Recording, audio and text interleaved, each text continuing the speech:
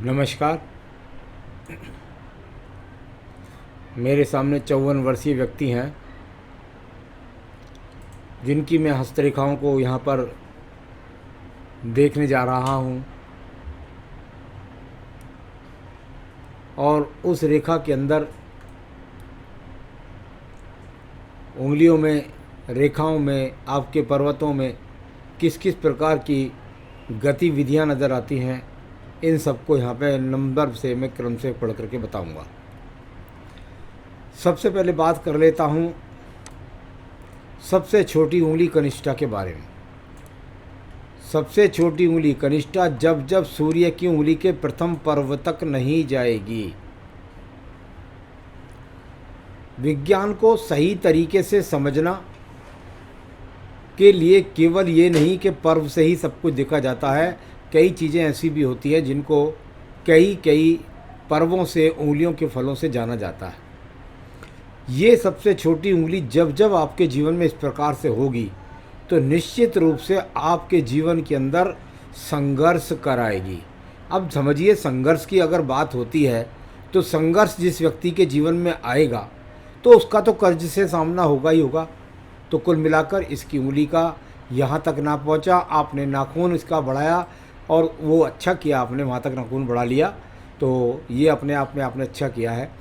तो ये अपने आप में डिसीजंस को सही तरीके से ना लेना, जीवन में उतार चढ़ाव का आना, इसका फल कुछ लंबा इसलिए हो रहा है क्योंकि इसका एक अपने आप में बहुत बड़ा महत्व है। तो ये अपने आप में यहाँ उंगली का छोटा होना, अपने आप में सूर्य की उंगली से नीचे, ये आपके जीवन के अंदर संघर्ष कराता था, कराता है और करा रहा होगा। इसके फल अधिकतर मैंने देखे हैं जीवन के, जैसे आप 54वें वर्ष के बाद चल रहे हैं तो मैंने देखा है लगभग 55 वर्ष के बाद ये स्थितियाँ सामान्य ठीक होती है। यहाँ पर अगर प्रथम पर्व, मानसिक पर्व की बात करूँ तो बुद्धि ठीक है। सेकंड पर्व पर ये यहाँ पर कोई भी राहु रेखा का प्रभाव ना होना, यानी व्यक्ति झगड़ालू प्रवृत्ति का नहीं है, बहुत ही अच्छे भाषा शैली का प्रयोग भी करता है, किसी से बढ़ चढ़ कर बात भी नहीं करता है। तीसरे पर्व पर जब रेखाएं इस प्रकार से हों तो सामान्य स्रोत व्यक्ति के पास बने रहते हैं। यानी अगर स्रोत की बात करता हूँ तो सामान्य स्रोत यहाँ धन के अभी भी बने हुए हैं। तो ये आपका यहाँ पर जो पहला फल उंगली का है। अब बात करते हैं आपकी सूर्य की उंगली के बारे में। यश, मान, सम्मान बनाने के लिए सूर्य की उंगली को पढ़ा जाता है। सूर्य की उंगली अगर एक और फल होता है यहाँ पर, उसको भी ध्यान रखिए। यदि आपकी सूर्य की और बृहस्पति की उंगली दोनों बराबर हैं, यानी ये दोनों बराबर हो जाए तो इसका एक बहुत अच्छा फल एक और भी होता है, और वो फल ये होता है कि जो स्थिति आपकी है इस स्थिति से आप कभी नीचे नहीं जाएंगे। ख़ास तौर से जब ये दोनों उंगलियां बराबर होती है तो ऐसे व्यक्ति का जीवन लगभग एक समान काफ़ी समय गुजर जाता है। यानी अगर कहूँ तो पिछले समय से, काफ़ी समय से एक समान स्थिति चलती हुई। यहाँ पर प्रथम पर सूर्य की उंगली का किसी भी प्रकार से छोटा सा भी यदि एक्स मान लिया लग जाता है इस पर, अगर मान लिया ये है यहाँ छोटा सा एक्स, तो बस कह सकते हैं आँखों का ज़रा ध्यान रखिएगा, आँखों के रोगों का, और साथ ही साथ थोड़ा सा बीपी पर ध्यान रखिएगा।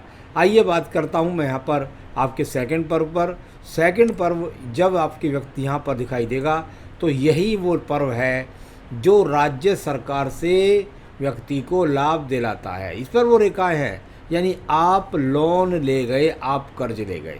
सर, लाभ इस तरह भी होता है और लाभ दूसरी तरीके से भी होता है। सरकारी नौकरी का तो हाथ में है नहीं योग, तो इसका मतलब लाभ लिया राज्य सरकार से, यानी बैंक से। तीसरा पर्व यहाँ पर शनि सूर्य की उंगली मिली हुई व्यक्ति माता पिता की बुढ़ापे तक सेवा करता है। आइए बात करता हूँ मैं आपकी इस उंगली के बारे में। और यहाँ पर कुछ राहु रेखाओं का प्रभाव हुआ, यानी आपके जीवन के अंदर बीमारी का प्रवेश हो चुका है। जो बीमारी है उस पर दवाई खाते रहिए जिससे वो आगे ना बढ़े, बस इतना कह सकते हैं। कोई भयंकर बीमारी की बात नहीं करता। सेकंड पर्वत पर आपने मुझे ये हाथ यहाँ भेजा, इसमें निश्चित रूप से यहाँ पर माइनस रेखाएं हल्की हल्की हैं, यानी ये वो रेखाएं हैं जिनको हम कर्ज की रेखा बोलते हैं। एक छोटी उंगली रह गई वहाँ पर, सूर्य की उंगली के पर्व तक नहीं पहुँची, एक यहाँ पर छोटी छोटी रेखाएं आई, यानी कुल मिलाकर व्यक्ति कर्ज का शिकार है। और क्योंकि मैंने छोटी उंगली वाली में बता ही देता हूँ कि जब वो हो जाएगी तो उसके पास तो कर्ज होना ही है, उस व्यक्ति को तो कर्ज में जाना ही है। तो ये इस तरह की यहाँ पर तीसरा पर्व, फिर भी व्यक्ति किसी भी परिस्थिति में अपने परिवार को संपन्नता के साथ चला लेता है, यानी अपने परिवार को पालन पोषण करने की शक्ति रखता है। आइए बात करता हूँ बृहस्पति की उंगली के प्रथम पर्व पर। यहाँ पर कट रेखा हो जाए, राहु रेखा हो जाए तो व्यक्ति को शुगर, कोलेस्ट्रॉल, लीवर, किडनी का रोगों का सामना होता है। ऐसा यहाँ पर कुछ दिखाई नहीं पड़ता हमें। सेकंड पर्वत की स्थिति बहुत बढ़िया है, यानी व्यक्ति का पति और पत्नी के बीच का सामंजस्य और तालमेल बहुत सुंदर है। तीसरी उंगली की अगर बात करता हूँ तो वह जानी जाती है संतान सुख सहयोग की, यानी व्यक्ति को संतान का सुख सहयोग भी पूर्ण है। आइए बात करते हैं इसके बाद में यहाँ पर आपके बुध पर्व के बारे में। बुध का पर्व, और यदि मैं इसकी बात करता हूँ तो यहाँ पर स्थायी रेखाएं दिखाई दी, यानी अगर आप इन रेखाओं को देखेंगे तो कुछ बुध पर्वत पर रगड़ करके चलने वाली स्थायी रेखा के रूप में ये रेखाएं हैं, यानी एक दूसरे को थोड़ा सा डबलिंग करती हैं, थोड़ा सा स्पर्श करके चलती हैं। इसको इस तरह से कह सकते हैं, कभी हम स्टेयर्स रेखा भी इनको बोल देते हैं, यानी व्यक्ति प्रयत्न कर रहा है धन को प्राप्त करने के लिए। देखिए पर्वत ना दबा हुआ है ना बहुत ज़्यादा फूला हुआ है, यानी आगमन तो नित्य है, लेकिन वो आगमन किस तरीके से बनने चाहिए वो उसके लिए आप लगातार प्रयास कर रहे हैं। यही मंगल रेखा बुध पर्वत को जा रही है। मेहनत में कमी नहीं है व्यक्ति की, धन प्राप्त करने के लिए। ये मंगल से निकले बुध को जाए, यानी मेहनत करने में व्यक्ति की कमी नहीं धन प्राप्त करने के लिए। तो ये एक अच्छी रेखा, इसको मैं अगर कहूँ तो ये निश्चित रूप से बताती है कि व्यक्ति कर्म योगी है, कर्म करता है, ऐसा नहीं है कि केवल स्वप्न देखता है। अब सूर्य का पर्व को देखिएगा, ये पर्व की रेखाएं आपस में नीचे ही उलझ करके रह गई। अगर इनको देखेंगे तो कहीं आपको कटा हुआ नज़र आएगा, अगर आप काल्पनिक योग बनाने लगेंगे तो आपको लोटस भी नज़र आने लगेगा, लेकिन ऐसी कोई बात नहीं है। सिर्फ और सिर्फ ये यश का पर्व है, और यश के पर्व में नीचे की तरफ एक्स बनाकर रेखा चले।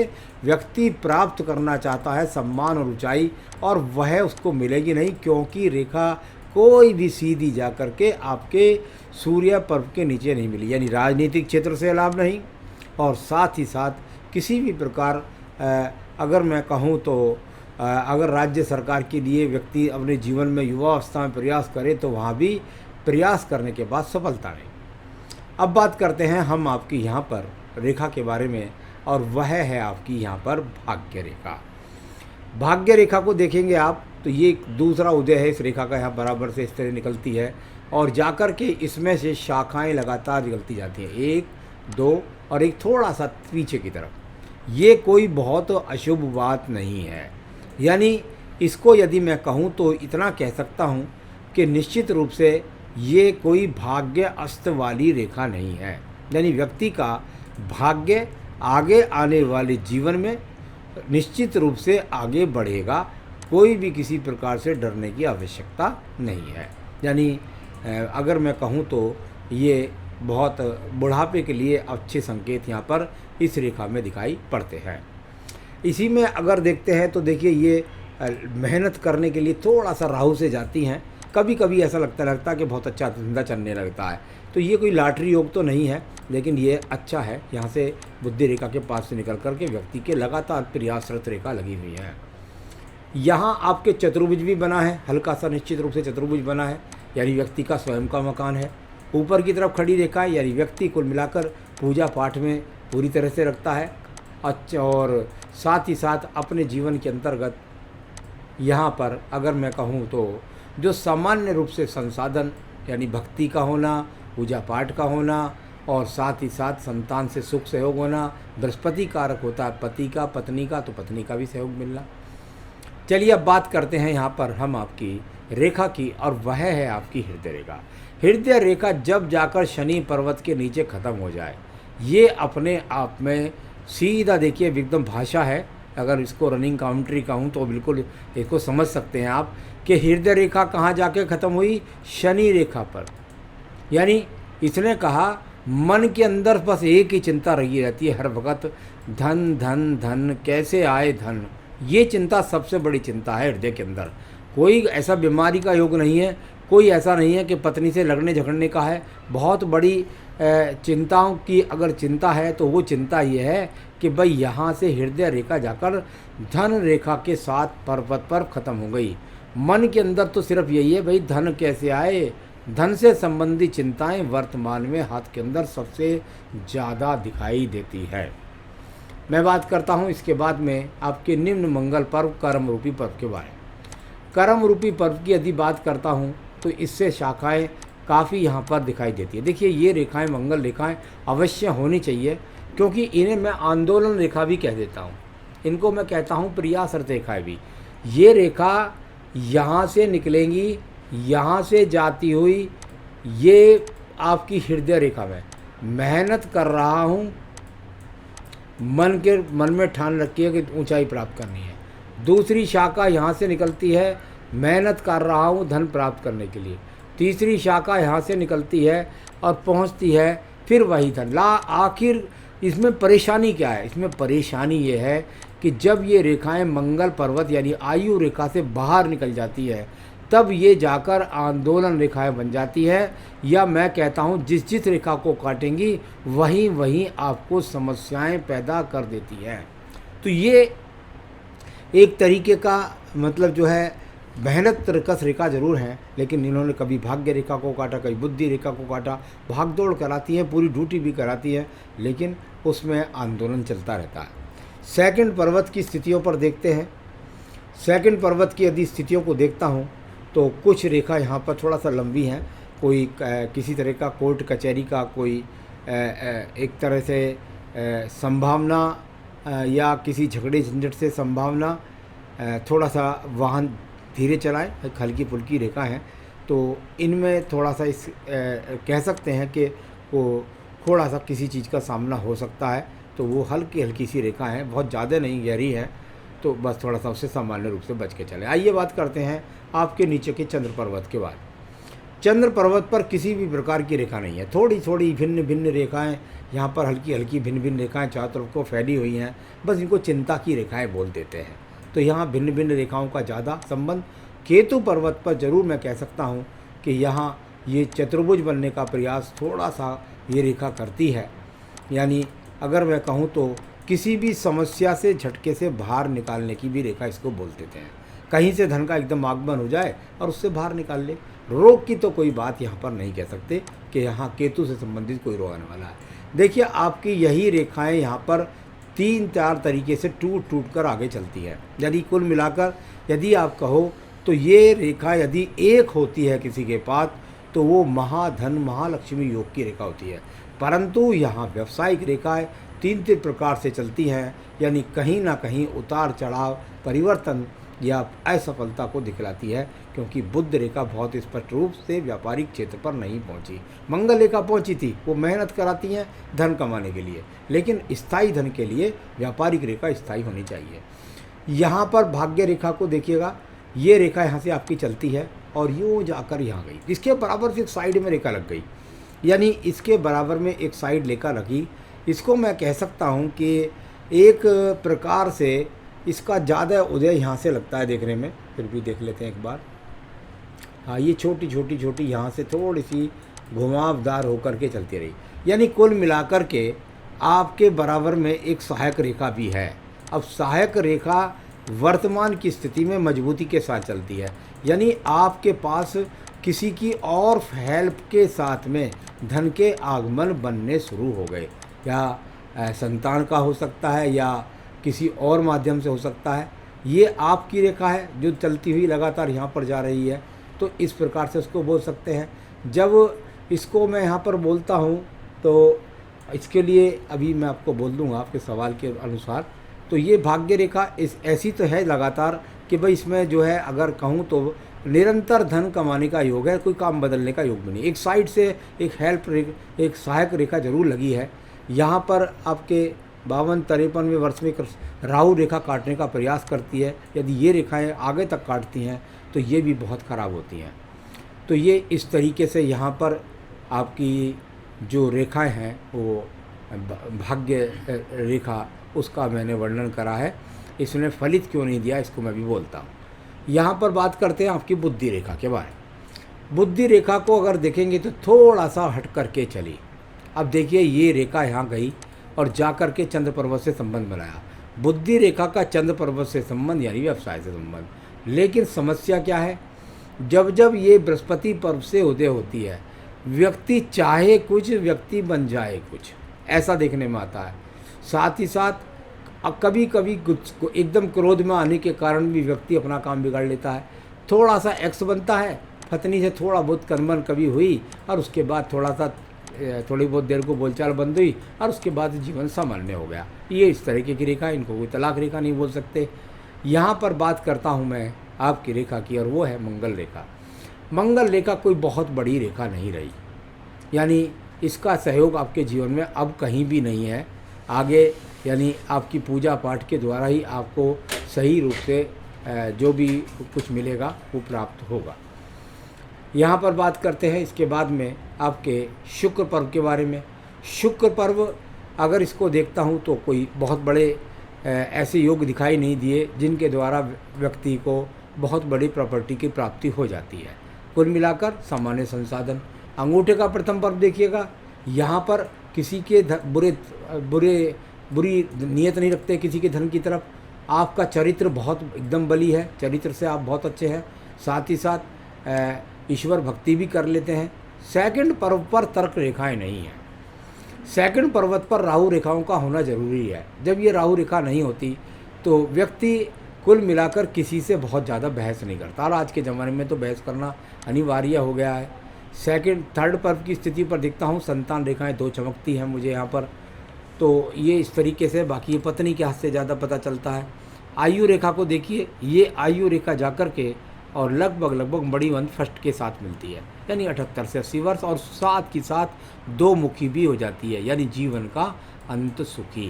तो इस तरीके से यहाँ पर हम रेखाओं को पढ़ते हैं।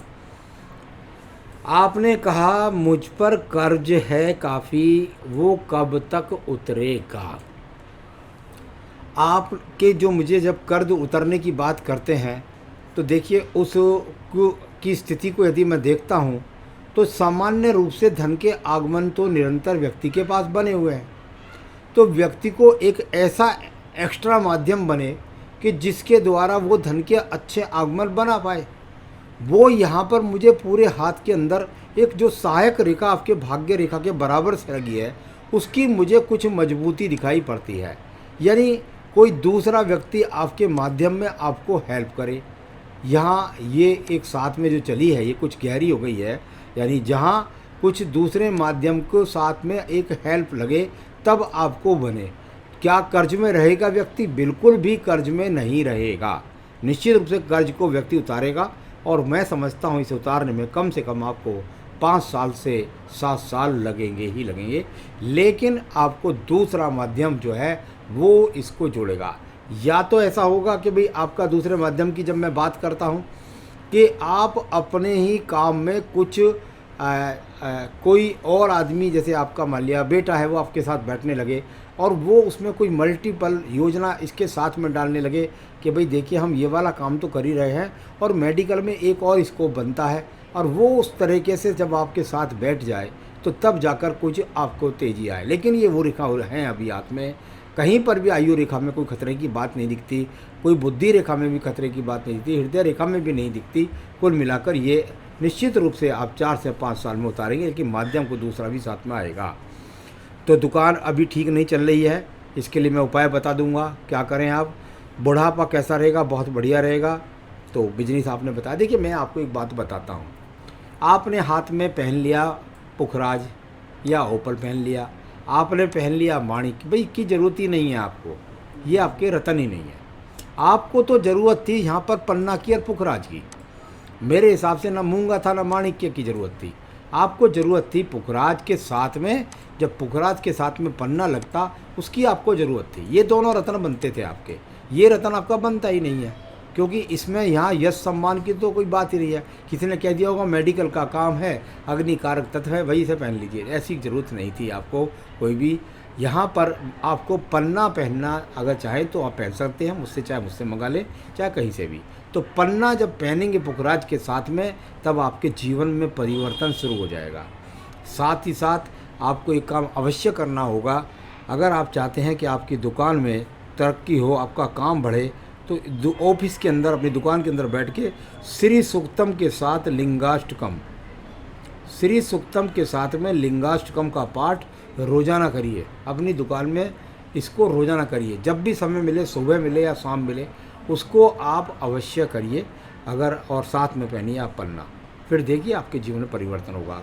डरने की आवश्यकता नहीं है। कर्ज भी उतरेंगे, समय लगेगा थोड़ा सा, और किसी के सहयोग से ज़्यादा उतरने की संभावना है। नमस्कार।